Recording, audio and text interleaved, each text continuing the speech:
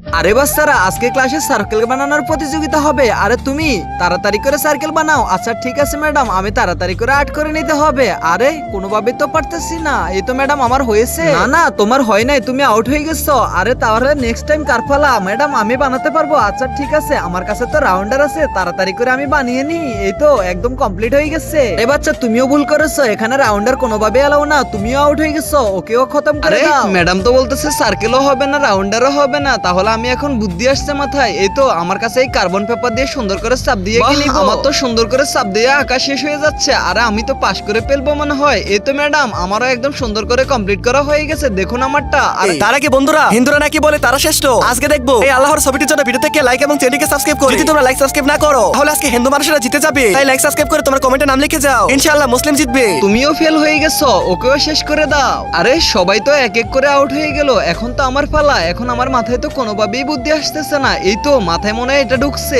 এখন আমাকে এই কলম দিয়ে সুন্দর করে হাতের উপরে চাপ দিয়ে রাউন্ড করে নিতে হবে। এই তো ম্যাডাম আমার হয়ে গেছে, দেখুন। আরে তুমি পাস করেছো, A+ পেয়েছো।